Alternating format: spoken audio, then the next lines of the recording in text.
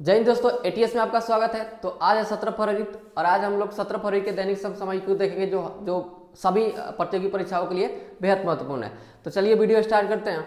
सबसे पहला क्वेश्चन है, हाल ही में अंतर्राष्ट्रीय महिला सम्मेलन का आयोजन कहाँ किया गया है? हाल ही में अंतर्राष्ट्रीय महिला सम्मेलन का आयोजन कहाँ किया गया है? तो इसका सही जवाब हो जाएगा, इसका सही जवाब होगा, इसका सही जवाब हो जाएगा क्या? सही जवाब होगा बेंगलुरु। कहाँ पे आयोजन किया गया है? बेंगलुरु में। इसका आयोजन कहाँ किया गया है? बेंगलुरु में। तो इसका आयोजन कहाँ किया गया है? बेंगलुरु में। सही जवाब हो जाएगा बेंगलुरु। ठीक है। अच्छा, अंतर्राष्ट्रीय महिला दिवस, अंतर्राष्ट्रीय महिला दिवस कब मनाया जाता है? अंतर्राष्ट्रीय महिला दिवस, अंतर्राष्ट्रीय महिला दिवस, अंतर्राष्ट्रीय महिला दिवस कब मनाया जाता है? 8 मार्च। कब मनाया जाता है? 8 मार्च। राष्ट्रीय महिला दिवस कब मनाया जाता है? तो राष्ट्रीय महिला दिवस कब मनाया जाता है? राष्ट्रीय महिला दिवस, तो ये कब मनाया जाता है? राष्ट्रीय महिला दिवस, राष्ट्रीय महिला दिवस कब मनाया जाता है? 13 फरवरी। कब मनाया जाता है? 13 फरवरी। राष्ट्रीय महिला दिवस 13 फरवरी और अंतर्राष्ट्रीय महिला दिवस 8 मार्च। अगला क्वेश्चन है इसी में, अंतर्राष्ट्रीय अंतर्राष्ट्रीय बालिका दिवस कब मनाया जाता है? अंतर्राष्ट्रीय बालिका दिवस, तो ये कब हो जाएगा? तो अंतर्राष्ट्रीय बालिका दिवस कब हो जाएगा?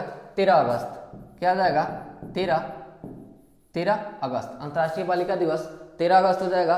और राष्ट्रीय बालिका दिवस, राष्ट्रीय बालिका दिवस, राष्ट्रीय बालिका दिवस हो जाएगा 24 जनवरी। और 24 जनवरी को एक और दिवस मनाया जाता है, अंतर्राष्ट्रीय शिक्षा दिवस, अंतर्राष्ट्रीय शिक्षा दिवस। ये भी कब मनाया जाता है? अंतर्राष्ट्रीय शिक्षा दिवस भी कब मनाया जाता है? 24 जनवरी को भी मनाया जाता है। अच्छा, इसी में लिख लीजिए 25 जनवरी। 25 जनवरी को क्या मनाया जाता है? राष्ट्रीय मतदाता दिवस, राष्ट्रीय मतदाता दिवस। तो राष्ट्रीय मतदाता दिवस कब मनाया जाता है? 24 जनवरी को मनाया जाता है। 25 जनवरी को मनाया जाता है राष्ट्रीय मतदाता दिवस। राष्ट्रीय मतदाता दिवस 25 जनवरी को मनाया जाता है। क्यों? क्योंकि 25 जनवरी 1950 को निर्वाचन आयोग का गठन हुआ था। निर्वाचन आयोग भाग 15 अनुच्छेद 324 से 329। अच्छा,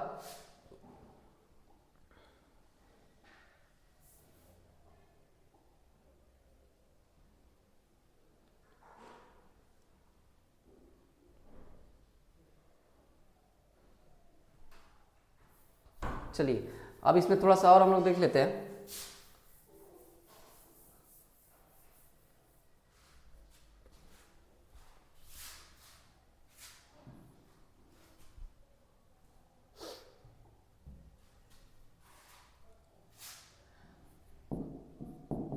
राष्ट्रीय कांग्रेस, भारतीय राष्ट्रीय कांग्रेस।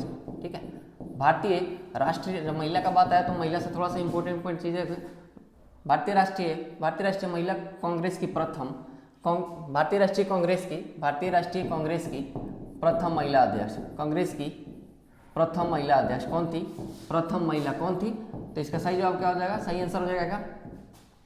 Annie Besant. कौन थी? Annie Besant. Annie Besant. 1917 के कोलकाता अधिवेशन, कोलकाता अधिवेशन 1917 में। अच्छा, भारतीय राष्ट्रीय कांग्रेस की, भारतीय राष्ट्रीय कांग्रेस की पहली भारतीय महिला अध्यक्ष। ये तो मतलब कि महिला अध्यक्ष थी, एनी बेसेंट महिला अध्यक्ष थी, लेकिन भारतीय महिला अध्यक्ष अगर पूछे तो उसमें हो जाएगा कौन? सरोजिनी नायडू, सरोजिनी नायडू, सरोजिनी नायडू। और इन्होंने 1925 के कानपुर अधिवेशन में, कानपुर अधिवेशन की अध्यक्षता किया था। भारतीय राष्ट्रीय कांग्रेस की अधिवेशन की अध्यक्षता कुल 3 महिलाओं ने किया है। पहला एनी बेसेंट, दूसरा सरोजिनी नायडू और तीसरा नलिनी सेन गुप्ता। और कब कब किया है? तो एनी बेसेंट ने 1917 कोलकाता अधिवेशन में किया है और सरोजिनी नायडू ने 1925 के कानपुर अधिवेशन में किया है, जबकि नलिनी सेन गुप्ता ने 1933 के कोलकाता अधिवेशन में किया है। अच्छा, सुप्रीम कोर्ट की प्रथम महिला मुख्य न्यायाधीश कौन थी? तो इसका सही जवाब होगा कोई नहीं। और सुप्रीम कोर्ट की प्रथम महिला न्यायाधीश कौन थी? तो वो थी एम फातिमा बीबी, एम फातिमा बीबी।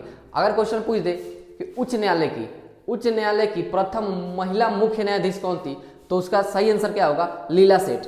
और क्वेश्चन पूछे कि उच्च न्यायालय की प्रथम महिला न्यायाधीश कौन थी? तो उसका आंसर हो जाएगा अन्ना चांडी। आंसर हो जाएगा उसका अन्ना चांडी। ठीक है, चलिए अगले क्वेश्चन की तरफ बढ़ते हैं। अगला क्वेश्चन है इसमें, अजमेर में स्थित फाय सागर झील का नया नाम क्या है? हाल ही देखिए फाय सागर झील कहाँ है, तो फाय सागर झील पहली बार तो अजमेर में राजस्थान में था, अब इसका नाम बदल के कर दिया गया है वरुण सागर झील। क्या किया गया है? वरुण सागर झील। तो सही जवाब इसका हो जाएगा वरुण सागर झील, सही जवाब होगा वरुण सागर झील। अच्छा ठीक है, कुछ जैसे सूरजताल झील का नाम बताइए। सूरजताल झील, सूरजताल झील, सूरजताल झील, चंद्रताल झील, चंद्रताल झील। देखिए इसमें एक ट्रिक है, इसमें एक ट्रिक है, जितना में भी ताल लगा होगा वो सभी उत्तराखंड में, जैसे कि कुछ भी खुरपतिया ताल या और भी कुछ भी जिसमें ताल लगा हो लास्ट में, वो सभी होंगे उत्तराखंड। अपवाद में है दो, अपवाद में है सूरजताल और चंद्रताल। ये दोनों दो ताल है, ये हिमाचल प्रदेश में हो जाएंगे। ये दोनों झील कहाँ हो जाएंगे? हिमाचल प्रदेश। इसमें बहुत ज़्यादा कन्फ्यूजन होता है लड़कों को, लेकिन किसी प्रकार देखिए सूरज चांद मिलता जुलता है, सूरजताल और चंद्रताल, जिसके लास्ट में ताल लगा वो उत्तराखंड होगा, बट अपवाद में सूरजताल और चंद्रताल होगा, दोनों हिमाचल प्रदेश में है, ध्यान रहेगा। देखिए और फिर इसमें जितना भी नागिन शब्द है, नागिन शब्द वाले जितने भी झील हैं, नागिन शब्द वाले जितने भी झील हैं वो सभी जम्मू कश्मीर में होंगे। कहाँ होंगे? जम्मू कश्मीर में। नागिन शब्द वाले जितने भी झील होंगे वो सब कहाँ होंगे? नागिन मतलब नागी, जिसमें नागिन लगा हो वो सभी जम्मू कश्मीर में होगा, जिसमें नागिन लगा हो वो सभी जम्मू कश्मीर में होगा। सूरजताल और चंद्रताल हिमाचल प्रदेश में होगा। एक और लिख लिए रेणुका, रेणुका, रेणुका एक आर्द्र भूमि है, हालांकि झील ही है वो। ये कहाँ है? ये भी हिमाचल प्रदेश में है। रेणुका क्या है? कहाँ है? हिमाचल प्रदेश में। रेणुका कहाँ है? हिमाचल प्रदेश में। रेणुका के बाद आप याद रख सकते हो, और इसमें रेणुका के बाद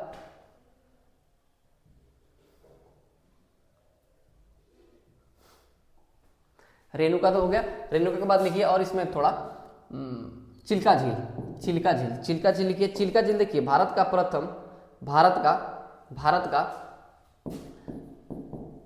प्रथम रामसर साइट, चिल्का झील प्रथम रामसर साइट है, रामसर साइट है।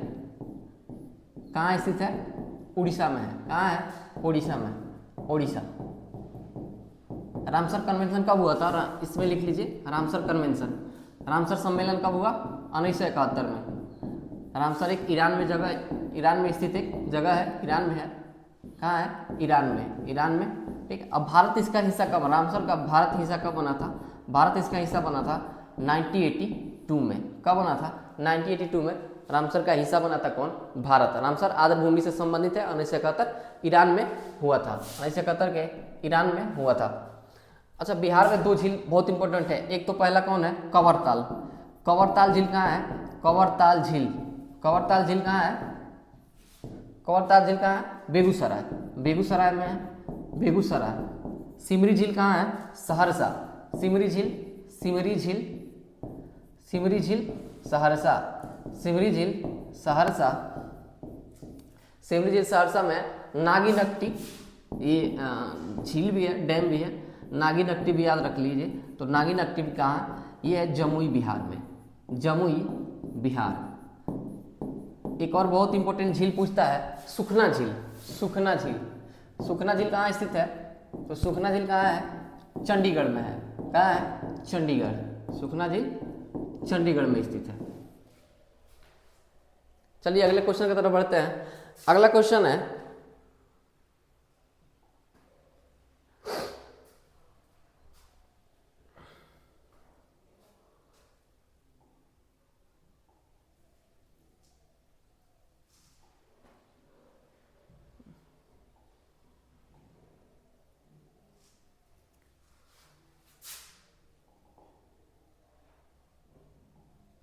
अगले क्वेश्चन की तरफ बढ़ते हैं हम। 2 नंबर क्वेश्चन हो गया, 3 नंबर पे आते हैं।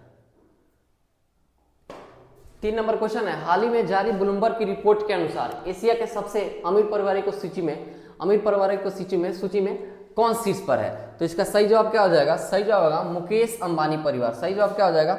मुकेश अंबानी परिवार। इसका करेक्ट आंसर होगा मुकेश अंबानी परिवार। लगभग 90.52 बिलियन डॉलर।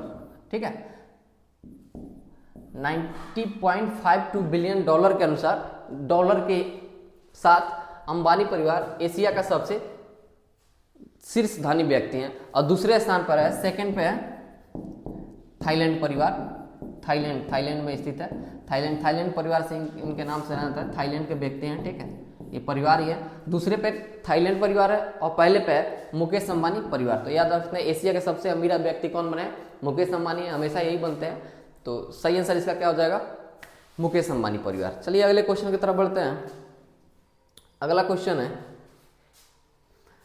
राष्ट्रपति द्रौपदी मुर्मू ने हाल ही में किस स्थान पर आदि महोत्सव 2025 का उद्घाटन किया है? तो इसका सही आंसर होगा, करेक्ट आंसर होगा, इसका करेक्ट आंसर होगा नई दिल्ली इसका सही जवाब हो जाएगा। आदि महोत्सव। अच्छा, आदिवासी दिवस, यहाँ पे आदिवासी दिवस कब मनाया जाता है? आदिवासी दिवस तो आदिवासी दिवस कब मनाया जाता है? आदिवासी दिवस मनाया जाता है 9 अगस्त को। आदि महोत्सव क्यों मनाया जाता है? आदिवासियों के संरक्षण हेतु, आदिवासियों के अधिकारों के बारे में जानकारी के लिए मनाया जाता है। इसका उद्देश्य यही है। तो आदिवासी दिवस 9 अगस्त। भाला फेंक दिवस, यहीं पे लिख लीजिए, भाला फेंक दिवस कब मनाया जाता है? 7 अगस्त। भाला फेंक दिवस 7 अगस्त मनाया जाता है। धरती आबा किसे कहा जाता है? आदिवासियों के मसीहा धरती आबा किसे कहा जाता है? तो ये कहा जाता है बिरसा मुंडा को। किसको? बिरसा मुंडा को कहा जाता है धरती आबा। बिरसा मुंडा को धरती आबा कहा जाता है। अच्छा, बिरसा मुंडा विद्रोह कब हुआ था? यहाँ पे लिख लीजिए, बिरसा मुंडा विद्रोह। तो बिरसा मुंडा विद्रोह बहुत इंपॉर्टेंट है। बिरसा मुंडा विद्रोह कब हुआ था? तो ये हुआ था 1899 से 1901 के बीच हुआ था बिरसा मुंडा विद्रोह। अच्छा, संथाल विद्रोह, आदिवासियों से संबंधित संथाल विद्रोह कब हुआ था? तो संथाल विद्रोह हुआ था 1855 और इसके नेता कौन थे? सिद्धू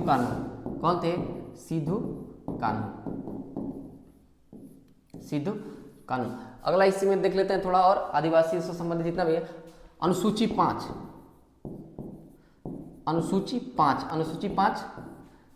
अनुसूचित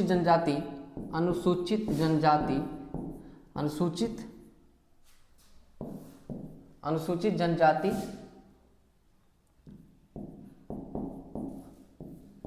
प्रशासन के बारे में वर्णन है। अनुसूची 5 में प्रशासन के बारे में है अनुसूची 5। तो संविधान का अनुसूची 5 अनुसूचित जनजातियों के प्रशासन के बारे में वर्णन करता है। अनुच्छेद 338 में कहा है SC एक्ट, मतलब SC आयोग 338 में क्या है? 338 के ए में देखिए, SC आयोग मतलब राष्ट्रीय अनुसूचित जाति आयोग। राष्ट्रीय अनुसूचित जाति आयोग का स्थापना हुआ था 1978 में। ठीक है, इतना तक कोई दिक्कत नहीं। संविधान के 338 अनुच्छेद के तहत अनुसूचित जाति आयोग का स्थापना हुआ था 1978 में। 338 के ए के तहत 89वां संविधान संशोधन 2003 के तहत 19 फरवरी 2004 को राष्ट्रीय ST आयोग SC समझते हैं। SC मतलब कि अनुसूचित जाति और ST मतलब अनुसूचित जनजाति होता है। तो अनुसूचित जाति आयोग का स्थापना कब हुआ?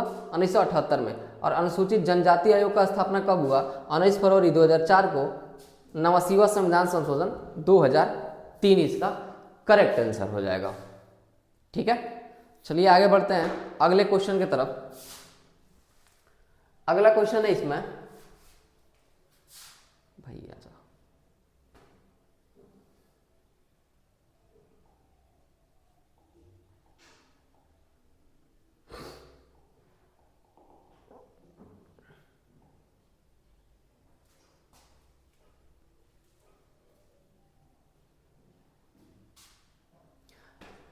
अगला क्वेश्चन है 38वें राष्ट्रीय खेलों का समापन समारोह कहाँ हुआ है? 38वां राष्ट्रीय खेलों का समापन समारोह कहाँ हुआ है? सबसे पहले 37वां राष्ट्रीय खेल 37, 38 और 39। देखिए 37वां राष्ट्रीय खेल कहाँ हुआ था? तो ये हुआ था गोवा में। कहाँ हुआ था? गोवा में। 37वां राष्ट्रीय खेल का आयोजन कहाँ हुआ था? गोवा में हुआ था। 38वां का भी कहाँ हुआ है? उत्तराखंड, उत्तराखंड। और 39वां कहाँ होगा? मेघालय। 39वां राष्ट्रीय खेल कहाँ होगा? मेघालय में आयोजित होगा। और 38वें राष्ट्रीय खेल का समापन समारोह कहाँ हुआ है? हल्द्वानी। हल्द्वानी उत्तराखंड में। जैसे ही आप एंटर करेंगे अगर बिहार उत्तर प्रदेश जाएंगे तो पहला शहर ही पड़ता है हल्द्वानी। इसका सही आंसर तो हो जाएगा हल्द्वानी। अच्छा, इसमें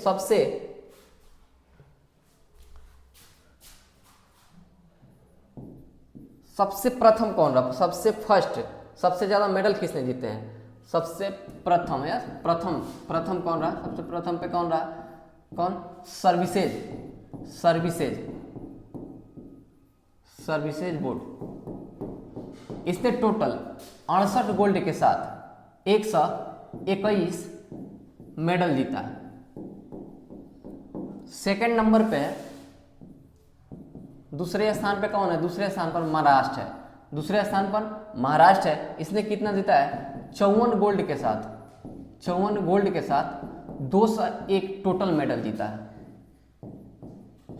टोटल मेडल जीता है। देखिए अगर पूछे कि ऑल ओवर चैंपियन कौन रहा तो सर्विसेज हो जाएगा, क्योंकि सर्विसेज ने टोटल 68 मेडल, गोल्ड मेडल जीते हैं। और टोटल तो 121 है। यहाँ पे तो टोटल में सबसे ज्यादा किसका है? महाराष्ट्र का है। लेकिन गोल्ड मेडल पे तय होता है कि किसने कितना किसको मेडल रेडी में ऊपर रखा जाएगा। तो दूसरे नंबर पे महाराष्ट्र है ऐसे, तो 54 गोल्ड के साथ। लेकिन अगर राज्यों में पूछते कि राज्यों में सबसे ऐसा, देखिए ये जो सर्विसेज बोर्ड है ये केंद्र सरकार की एक संस्था है, खेलों से रिलेटेड है। दूसरे में महाराष्ट्र में 54 गोल्ड के साथ 201 मेडल, टोटल मेडल जीते हैं। तो अगर राज्यों में पूछे तब तो महाराष्ट्र हो जाएगा, ओवरऑल पूछे तब सर्विसेज हो जाएगा। तो ओवरऑल सर्विसेज और राज्यों में महाराष्ट्र। अच्छा, उत्तराखंड कितना नंबर पे रहा है? चूंकि उत्तराखंड में आयोजित हुआ है तो उत्तराखंड 24 गोल्ड के साथ 7 नंबर पे है। बिहार का भी देख लेते हैं, चूंकि बिहार में बहुत इंपॉर्टेंट। बिहार ने क्या किया है 38वें राष्ट्रीय खेल में? तो बिहार टोटल 1 + 6 + 5 बराबर 12 मेडल, स्थान बराबर 29। मतलब ये हुआ कि बिहार ने 1 गोल्ड जीता, 6 सिल्वर जीता और 5 ब्रॉन्ज जीता और टोटल 12 मेडल के साथ 29वें स्थान पर है। तो 38वें राष्ट्रीय खेल उत्तराखंड में आयोजित, बिहार ने कितना मेडल जीता? टोटल 12 मेडल जीता और स्थान कौन सा है? 29वां स्थान है। और ओवरऑल चैंपियन कौन रहा? सर्विसेज बोर्ड रहा, जिसने टोटल 68 गोल्ड के साथ 121 मेडल जीता है। दूसरे स्थान पर या राष्ट्रीय में सबसे उच्च महाराष्ट्र 54 गोल्ड के साथ और 201 मेडल के साथ दूसरे स्थान पर रहा है। शुभंकर इसका क्या था? तो इसका जो शुभंकर था मौली था। मौली क्या है? तो एक मोनाल नामक पक्षी है। बस 38वें राष्ट्रीय खेल से आप लोग इतना याद रख सकते हैं, इससे ज़्यादा क्वेश्चन नहीं पूछा जाना चाहिए आपसे। बाकी पूछने के लिए तो कुछ ही पूछा सकता है, हम नहीं बोलेंगे कि इसी में से पूछेगा। समझ गए? चलिए अगले क्वेश्चन की तरफ बढ़ते हैं।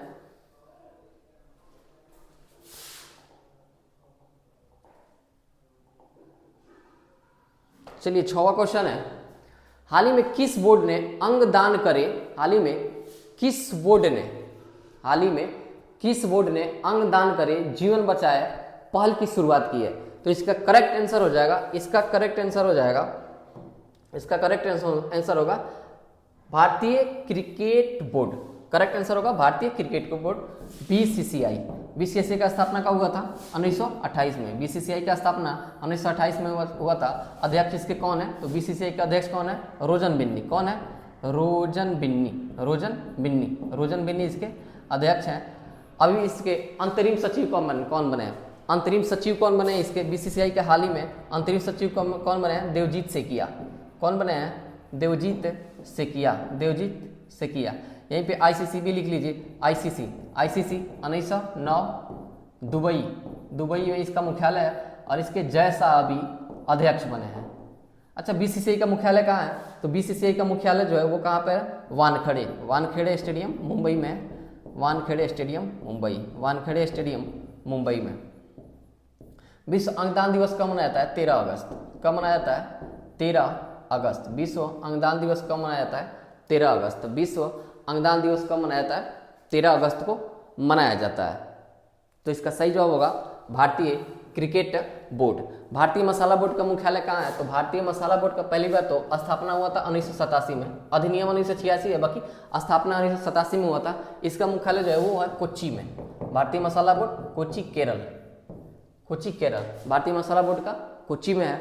राष्ट्रीय हल्दी बोर्ड का हाल ही में गठन कहाँ हुआ है? राष्ट्रीय हल्दी बोर्ड का पीयूष गोयल द्वारा, पीयूष गोयल जी के द्वारा कहाँ पे हुआ है? निजामाबाद।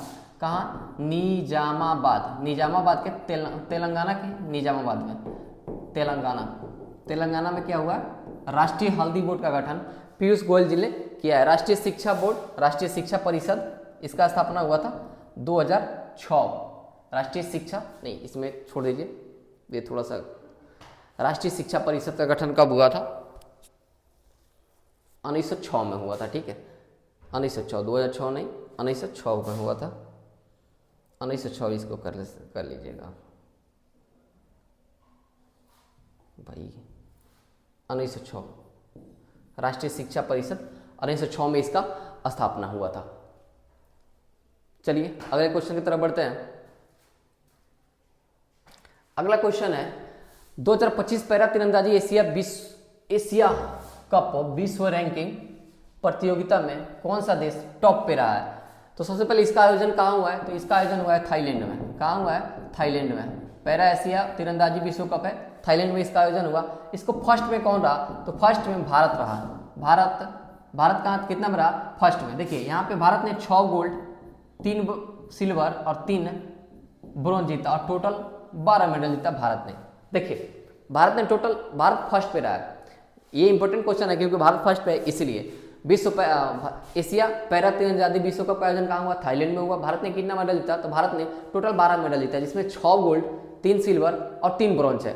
दूसरे स्थान पर कौन रहा? सेकंड पे कौन रहा है? तो सेकंड पे थाईलैंड रहा है। सेकंड पे थाईलैंड रहा है और उसने टोटल 3 गोल्ड जीता इसमें, इसीलिए क्या है? सेकंड नंबर पे है। तो भारत इसमें फर्स्ट पे रहा है और सेकंड पे थाईलैंड रहा है और भारत ने टोटल 12 जीते, इसमें 6 3 3 करके। तो इसका सही आंसर क्या हो जाएगा? भारत। सही आंसर क्या हो जाएगा? भारत। सही आंसर क्या होगा? भारत। कतर में क्या हुआ था? फीफा कतर में हुआ था। किसने जीता? अर्जेंटीना ने। अर्जेंटीना ने जीता, इसको हरा के, फ्रांस को हराकर। अब तक अर्जेंटीना ने टोटल 3 बार जीता है, 3 बार। सर्वाधिक बार किसने फीफा जीता है? ब्राजील ने 5 बार सर्वाधिक बार जीता है। अब फ्रांस ने 2 बार जीता है। चलिए अगले क्वेश्चन की तरफ बढ़ते हैं। तो इसका करेक्ट आंसर होगा भारत। इंपॉर्टेंट क्वेश्चन है। अगला क्वेश्चन है, ऑपरेशन कवच के तहत किस राज्य की पुलिस ने हाल ही में 100 से अधिक ड्रग हॉटस्पॉट पर छापेमारी की तथा अपराधियों को गिरफ्तार किया? तो देखिए ऑपरेशन कवच ड्रग से संबंधित है, ड्रग तस्करी से संबंधित है। हाल ही में दिल्ली द्वारा चलाया गया है। तो इसका करेक्ट आंसर है दिल्ली। अच्छा, ऑपरेशन पोलो, कुछ यहाँ पे हम लोग ऑपरेशन देख लेते हैं। ऑपरेशन पोलो,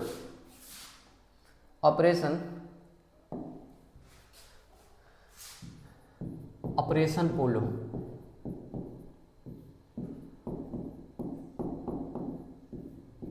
हैदराबाद का विलय। हैदराबाद का विलय किसके तहत किया गया? ऑपरेशन पोलो। ऑपरेशन विजय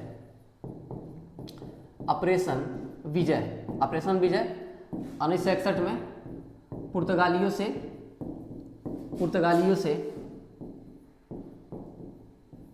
गोवा की मुक्ति कराना। पुर्तगालियों से गोवा की मुक्ति। ऑपरेशन गंगा, यूक्रेन में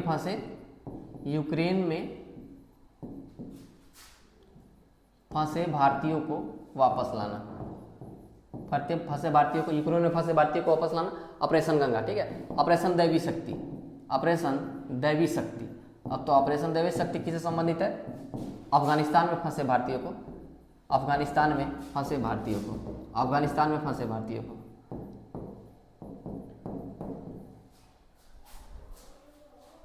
दैवी शक्ति होगा। ऑपरेशन अजय, यहीं पे ऑपरेशन अजय लिख दीजिए। तो ऑपरेशन अजय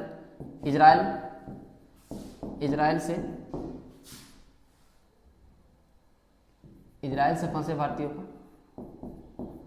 इजराइल से फंसे भारतीयों को ऑपरेशन कावेरी, ऑपरेशन कावेरी, तो ये हो जाएगा सूडान से फंसे भारतीयों को।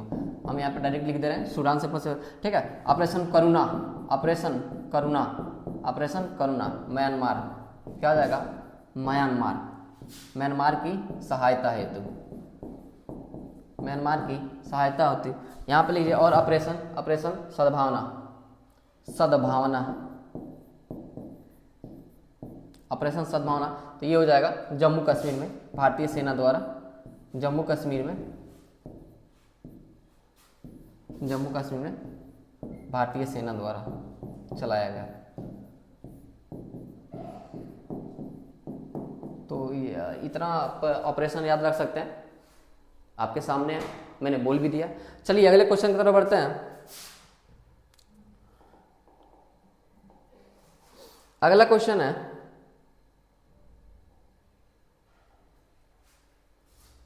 सही जवाब हो जाएगा ऑपरेशन दिल्ली। अगला क्वेश्चन है 15 से 24 फरवरी के मध्य हाल ही में किस स्थान पर काशी तमिल संगम का तीसरा संस्करण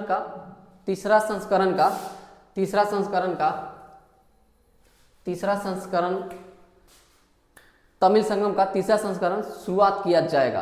तो देखिए काशी दो हो चुका है ऑलरेडी, और तीसरा का आयोजन कहाँ होगा, तो तीसरा होगा बनारसी में। कहाँ होगा, बनारसी में तीसरा होगा। इसका करेक्ट आंसर हो जाएगा बनारसी, करेक्ट आंसर हो जाएगा बनारसी।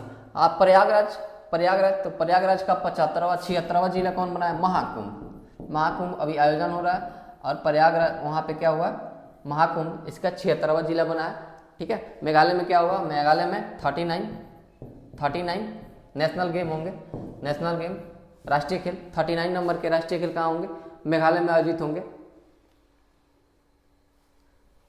चलिए अगले क्वेश्चन की तरफ बढ़ते हैं। इसमें ज़्यादा कुछ याद नहीं करना, बस तमिल संगम। अच्छा, इसका उद्देश्य क्या है, इसका उद्देश्य क्या है, उद्देश्य तो भारतीय शिक्षा संस्कृति आदि में, भारतीय शिक्षा संस्कृति आदि में ऋषि अगस्त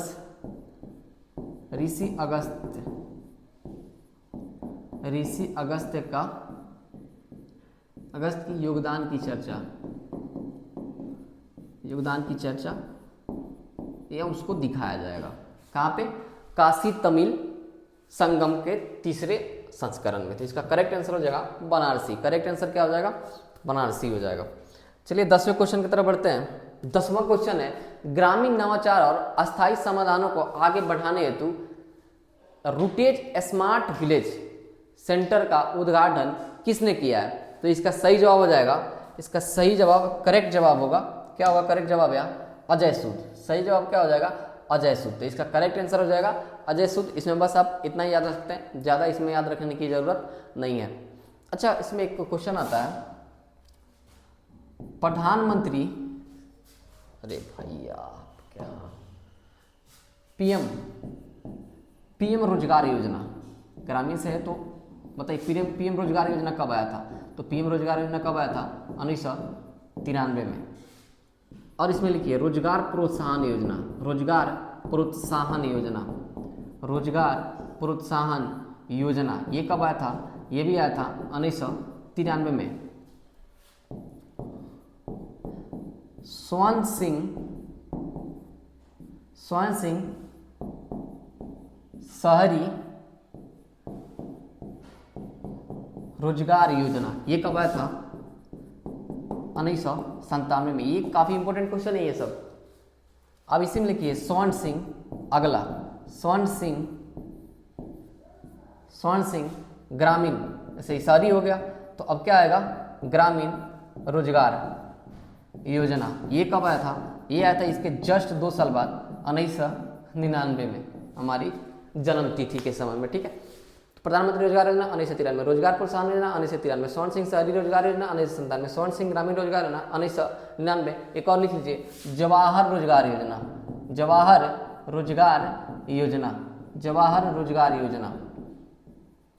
रोजगार योजना।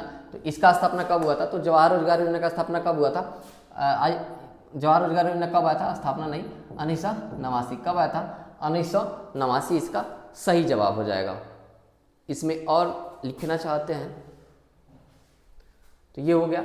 इसके बाद लिखिए इसमें थोड़ा सा और स्थापना देख लेते हैं यहाँ पे।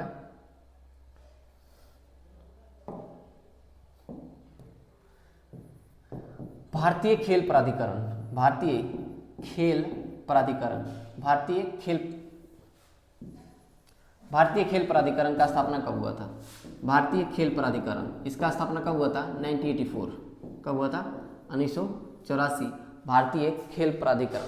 कृषि मूल्य आयोग, कृषि, देखिए ये सब दिखाने का मूल उद्देश्य है कि सिर्फ करंट अफेयर से तो कोई काम चलने वाला है नहीं, स्टैटिक्स जीएस भी साथ में चलेगा, तब तैयारी होगी बहुत अच्छी। कृषि मूल्य आयोग, कृषि मूल्य आयोग का स्थापना कब हुआ था? कृषि मूल्य आयोग, तो कृषि मूल्य आयोग का स्थापना कब हुआ था? 1965। ठीक है, यहीं पे अगर लिख लीजिए आप कृषि लागत और मूल्य आयोग, कृषि लागत तथा मूल्य आयोग, कृषि लागत तथा मूल्य आयोग, इसका स्थापना कब हुआ था? तो इसका स्थापना हुआ था 1985। इसके जस्ट 20 साल बाद, इसके 20 साल बाद। तो भारतीय खेल प्राधिकरण 1984, कृषि मूल्य आयोग 1965, कृषि लागत तथा मूल्य आयोग 1985। और लिखिए भारतीय आयात निर्यात बैंक, इसका स्थापना हुआ था 1982 में। ये भी बहुत इंपॉर्टेंट क्वेश्चन है। क्षेत्रीय ग्रामीण बैंक, क्षेत्रीय ग्रामीण बैंक, क्षेत्रीय ग्रामीण बैंक का स्थापना कब हुआ था? क्षेत्रीय ग्रामीण बैंक का स्थापना हुआ था 1975। आप यहाँ पे याद रख सकते हैं। ठीक है, चलिए अगले क्वेश्चन की तरफ बढ़ते हैं। अगला क्वेश्चन है,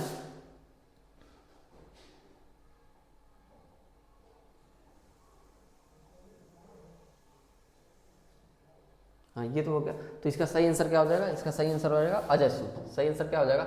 अजय सूद। सही आंसर क्या हो जाएगा? अजय सूद।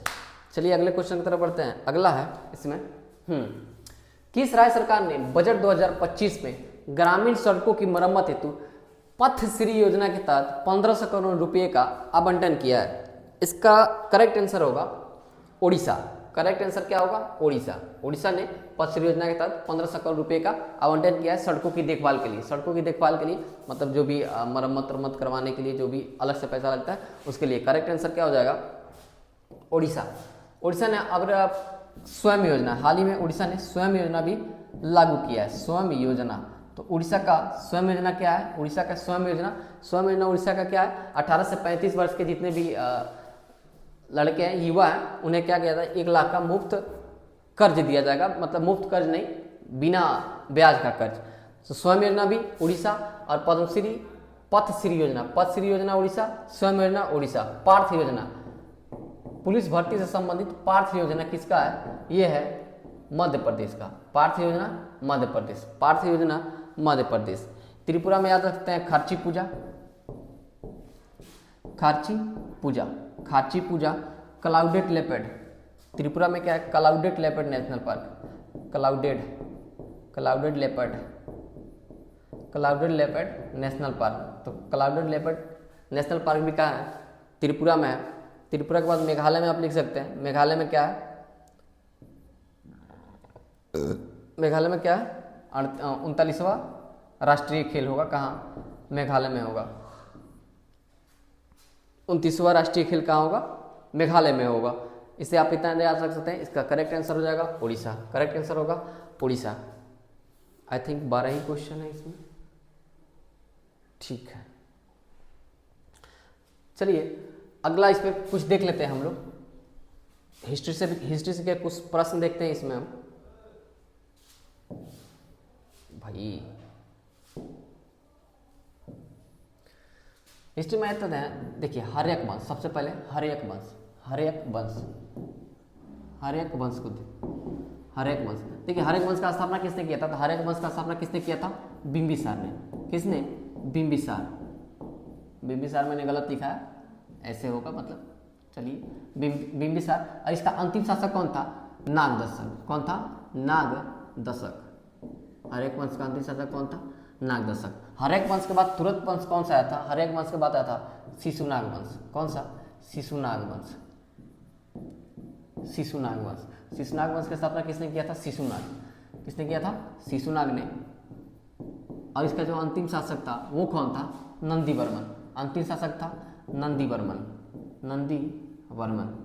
शिशुनाग वंश के बाद तुरंत वंश आया नंद वंश। कौन? नंद वंश। नंद वंश की स्थापना किसने किया था? महापद्म नंदन। किसने? महापद्म नंद, महापद्म नंद। और इसका नंद वंश का अंतिम शासक था कौन? घनानंद था। कौन था? घनानंद। घनानंद अंतिम शासक था। नंद वंश के बाद कौन सा आया था? मौर्य वंश। मौर्य वंश का अंतिम शासक कौन था? मौर्य वंश का स्थापना किसने किया था? चंद्रगुप्त मौर्य। किसने? चंद्रगुप्त मौर्य ने मौर्य वंश की स्थापना की थी, चंद्रगुप्त मौर्य ने। और इसका अंतिम शासक कौन था? बृहद्रथ था, बृहद्रथ। मौर्य वंश के मौर्य वंश के बाद कौन सा वंश है? शुंग वंश। कौन सा? शुंग वंश। ये क्रम वाइज है और क्रम वाइज से प्रश्न बहुत ज़्यादा बनते हैं। शुंग वंश की स्थापना किसने किया था? पुष्यमित्र शुंग ने। पुष्यमित्र शुंग, पुष्यमित्र शुंग ने इसका स्थापना किया था। और शुंग वंश का अंतिम शासक कौन था? देवभूति। कौन था? देवभूति। शुंग वंश के बाद कौन सा वंश आया? कन्नौ, कन्नौ वंश। कन्नौ वंश की स्थापना किसने किया था? वासुदेव। वासुदेव इसका स्थापना किया। और अंतिम शासक कौन था? कन्नौ वंश का अंतिम शासक कौन था? सुधर्मा। सुधर्मा इसका अंतिम शासक था। इसके तुरंत बाद आया सातवाहन वंश। कौन वंश? सातवाहन वंश। सातवाहन वंश की स्थापना किसने किया था? सिमुक। किसने किया था? सिमुक। सातवाहन वंश की स्थापना सिमुक ने किया था। और इसका अंतिम शासक था कौन? विजया सतकर्णी। विजया सतकर्णी। कहीं कहीं इसका नाम पुलवामी फोर भी बोला जाता है इसको, पुलवामी फोर, पुलवामी फोर। देख लिए, ये बहुत इंपॉर्टेंट डेटा है। एक बार मैं बोल दूं इसको, अगर लिखा हुआ समझ नहीं आया तो ठीक है। सबसे पहले हर्यक वंश का स्थापना किसने किया था? बिंबिसार ने। अंतिम शासक कौन था? इसका नागदशक। हर्यक वंश के बाद कौन सा है? शिशुनाग वंश। शिशुनाग वंश की स्थापना किसने किया था? तो शिशुनाग वंश की स्थापना शिशुनाग ने किया था। अंतिम शासक कौन था? नंदीवर्मन। शिशुनाग के बाद कौन सा है? नंद वंश। नंद वंश की स्थापना किसने किया था? महापद्म नंद ने। और नंद वंश का अंतिम शासक कौन था? घनानंद। नंद वंश के बाद कौन सा है? मौर्य वंश। मौर्य वंश की स्थापना किसने किया था? चंद्रगुप्त मौर्य ने किया था। और इसका अंतिम शासक कौन था? बृहद्रथ था। मौर्य वंश के बाद शुंग वंश आया। शुंग वंश की स्थापना पुष्यमित्र शुंग ने किया था। और इसका अंतिम शासक कौन था? शुंग वंश की स्थापना कौन था? अंतिम शासक था देवभूति। शुंग वंश के बाद कौन सा है? कन्नौ वंश। कन्नौ वंश की स्थापना वासुदेव ने किया था। और कन्नौ वंश का अंतिम शासक सुधर्मा था। सुधर्मा। इसके बाद कौन सा वंश है? सातवाहन वंश। सातवाहन वंश की स्थापना सिमुक ने किया था 60 ईसा पूर्व में। और इसका अंतिम शासक विजया सतकर्णी या पुलवामी फोर था। ध्यान रहेगा, बहुत इंपॉर्टेंट डेटा है। चलिए अब थोड़ा सा इसमें आगे हम लोग देख लेते हैं। विलय नीति, लॉर्ड डलहौजी का जो विलय नीति है, ऐसा ही मतलब इंपॉर्टेंट रोज देखा जाएगा कुछ ना कुछ। जैसे द डॉक्ट्राइन ऑफ लव किसने? लॉर्ड डलहौजी ने चालू किया था। मतलब विलय, राज विलय की नीति लॉर्ड डलहौजी ने शुरू किया था। और सबसे पहले विलय होने वाला कौन था? सतारा। सतारा को सबसे पहले ब्रिटिश साम्राज्य में कब विलय किया गया? 1848। ऐसे ही प्रश्न पूछता है कि किसको कब विलय किया? सतारा। ठीक है। अब उसके बाद किसका हुआ? जैतपुर तथा संबलपुर। जैतपुर तथा संबलपुर का विलय कब किया गया? 1849 में। ठीक है। बघाट का विलय कब किया गया? बघाट, तो बघाट का विलय कब किया गया? 1850 में। कब किया गया? 1850 में। बघाट के बाद का ना उदयपुर। उदयपुर का विलय कब किया गया था? 1852 में। उसके बाद झांसी का विलय किया गया। झांसी का विलय कब किया गया? 1853 में। कब? 1853 में। फिर नागपुर का विलय किया गया। नागपुर का विलय कब किया गया? 1854 में। और नागपुर के बाद करौली का विलय कब किया गया था? 1855 में। ये बहुत इंपॉर्टेंट डेटा है। देखिए पूछता है कि डॉक्ट्राइन ऑफ लैप्स, राज्य विलय की नीति किसके द्वारा चालू किया? किस गवर्नर चालू किया? लॉर्ड डलहौजी के तहत। अब पूछता है कि राज्य विलय नीति के तहत ब्रिटिश साम्राज्य का हिस्सा बनने वाला प्रथम राज्य कौन सा था? मतलब सन कौन सा था उस समय का? तो सबसे पहले सतारा 1848, जैतपुर संबलपुर 1849, बघाट 1850, उदयपुर 52, झांसी 53, नागपुर 54। हाँ ठीक है, झांसी 53, नागपुर 54 और करौली 1855 में। अवध भी लिख लीजिए इसी में, अवध 1856 में विलय किया गया अवध का। उस समय अवध का शासक कौन था? वाजिद अली शाह। वाजिद अली शाह, तो वाजिद अली का था उस समय का, वाजिद अली शाह उस समय का विलय के समय अवध का नवाब था। तो ये हो गया। अच्छा, इसमें थोड़ा सा और देख ले, अगर हम एक और देख लेते हैं, ठीक है। तो हम लोग इसमें क्या देखें? मौर्य वंश, मगध के क्रम, शासकों का क्रम, फिर देख लिए विलय वाला। अब देख लें सहायक संधि स्वीकार करने वाला। सहायक संधि स्वीकार करने वाला कौन कौन था? सहायक संधि को स्वीकार करने वाला। देखिए, सहायक संधि की शुरुआत लॉर्ड वेलेस्ली ने किया। सबसे पहले तो इसकी शुरुआत किसने किया था? Lord Wellesley. और इसके तहत सबसे पहले 1798 में सबसे पहले हैदराबाद के निजामों ने क्या किया था? विलय किया था सहायक संधि के तहत 1798 में, ठीक है। 1798 के बाद कौन सा है? इसके बाद हैदराबाद के बाद तंजौर तथा मैसूर, इन दोनों ने विलय कब किया था? 1799 में। 1799 में। तो तंजौर और मैसूर कब हुए? सहायक संधि की स्वीकार कब किया था? 1799 में। अवध ने कब सहायक संधि स्वीकार किया था? 1801 में। पेशवा ने कब किया था? पेशवाओं ने सहायक संधि को कब स्वीकार किया? 1802 में। बरार तथा भोसले ने सहायक संधि कब स्वीकार किया? तो बरार तथा भोसले ने सहायक संधि कब स्वीकार किया? 1803 में। लास्ट बची सिंधिया ने भी सहायक संधि को स्वीकार कर लिया। तो सिंधिया ने सहायक संधि को स्वीकार किया 1804 में। यहाँ ध्यान रखने वाली बात है, इंदौर के होलकरों ने सहायक संधि को कभी स्वीकार नहीं किया था। तो तीन चीज़ हम लोग हिस्ट्री का देखें, मगध का क्रम, विलय नीति का कौन कौन शिकार हुआ, और ये सहायक संधि। ये बहुत इंपॉर्टेंट डेटा है आप लोग को, मतलब इसको रट ही जाना चाहिए, या कुछ भी करके भाई रटना तो पड़ेगा, कुछ भी करिए रटना पड़ेगा। और जनरल कंपटीशन में रटना सबसे ज़्यादा जरूरी होता है, और फैक्ट पढ़ना ही है भाई, इसमें कोई ही नहीं है। साइंस में कुछ समझने वाली चीज़ें हैं, बाकी तो सब रटना ही है। तो ये तीन चीज़ें हमने देखें, ऐसे ही धीरे धीरे हम ऐड करेंगे। और मतलब यही आशा रहेगी कि आशा नहीं, क्या बोलते हैं, हमारी यही मतलब उद्देश्य, हमारी यही उद्देश्य रहेगा हमारा कि ज़्यादा से ज़्यादा अच्छा कंटेंट उपलब्ध कराया जाए आप लोग को। कल कोई थोड़ा सा मतलब कल मैंने डेटा बता दिया था, आप वो लोग भी याद रख लिए। जैसे कि मैंने बता दिया था रैंकिंग में जलवायु परिवर्तन, वो मैंने 24 का बता दिया था। अब वर्तमान में जलवायु परिवर्तन में भारत का स्थान 10वां है, जलवायु परिवर्तन सूचकांक में 10वां है। और भ्रष्टाचार धारणा सूचकांक भी अभी चेंज हो गया, और उसका भ्रष्टाचार धारणा सूचकांक में भी अब रैंक हो गया है 93 से पीछे और चला गया है 3 अंक, 96 हो गया। तो भ्रष्टाचार धारणा सूचकांक में 96 हो गया, और 93 किस में है? 93 पहले था, 96 अब हो गया। जलवायु परिवर्तन में पहले 7 था, अब वर्तमान में 10 हो गया। और एक सिडबी की स्थापना भी थोड़ा सा गड़बड़ हो गया था। सिडबी का स्थापना 1990 में हुआ था। सिडबी का स्थापना 1990, सेबी का स्थापना 1988, सेबी का अधिनियम आया था 1992 में, सेबी का एक्ट आया था 1992 में, स्थापना 1988 में हुआ था। नाबार्ड 12 जुलाई 1982 में हुआ था, और सीडबी का स्थापना 1990 में हुआ था। और सिडबी का मुख्यालय लखनऊ में स्थित है। सिडबी का मुख्यालय मुंबई में नहीं स्थित है, सिडबी का मुख्यालय लखनऊ में स्थित है। तो चलिए, कल ऐसे ही ये करंट अफेयर का सीरीज जारी रहेगा। मिलते हैं कल नेक्स्ट वीडियो में, और कमेंट आप लोग कर सकते हैं। जय हिंद।